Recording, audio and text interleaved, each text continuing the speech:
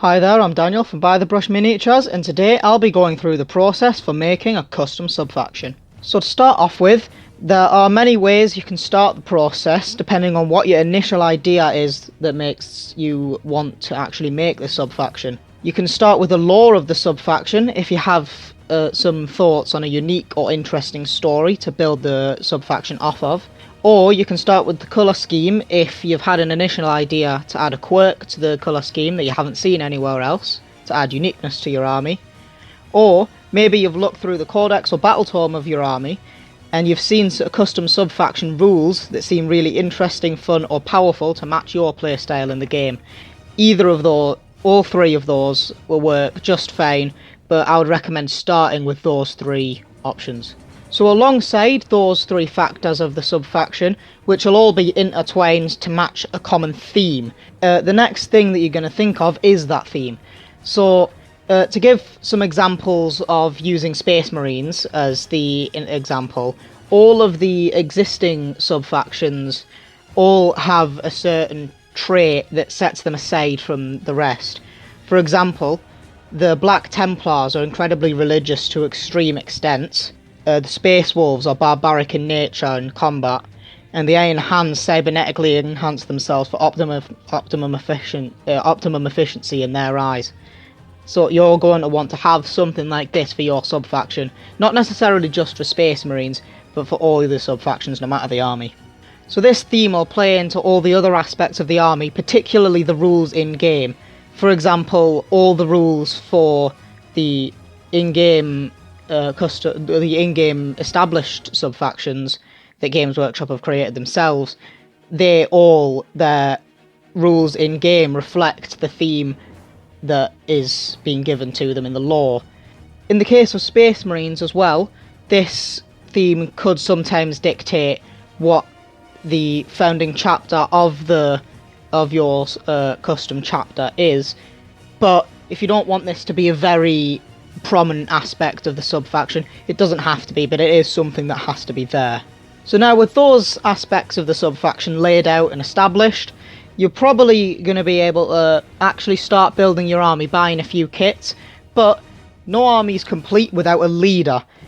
If you're experienced in kit bashing and converting, I would highly recommend kit bashing the leader to set them apart from the already existing monopause models. But if you're not as confident, then it will just work fine. I would recommend adding something to make them more unique. Also, your character will need their own story to set them aside and make them deserving of the position that they're in. I have plans to make a specific video on this topic, as I feel it warrants a video of its own.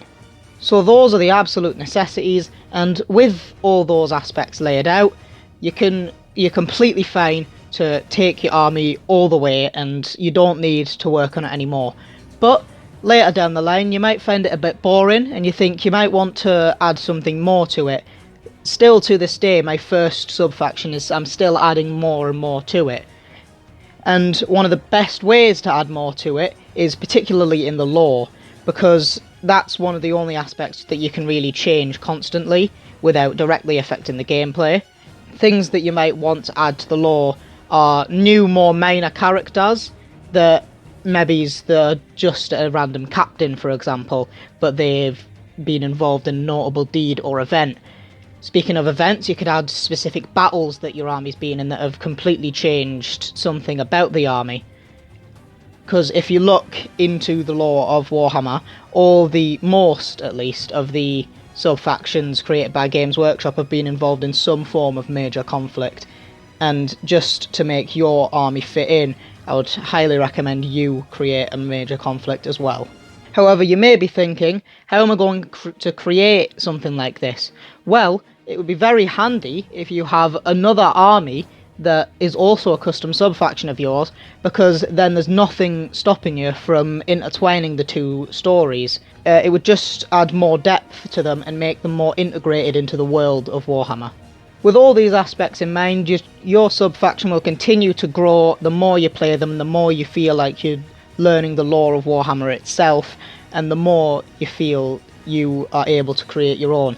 That's one of the things I love most about making custom subfactions, making the lore.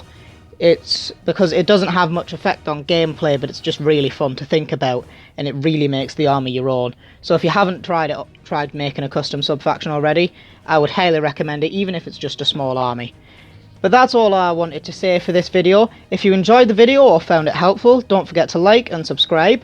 If you want to support us, you can go check out our Patreon, and if you want to talk to other people doing the hobby like you and me, then our Discord is also linked in the description. But with all that being said, I'll see you next time.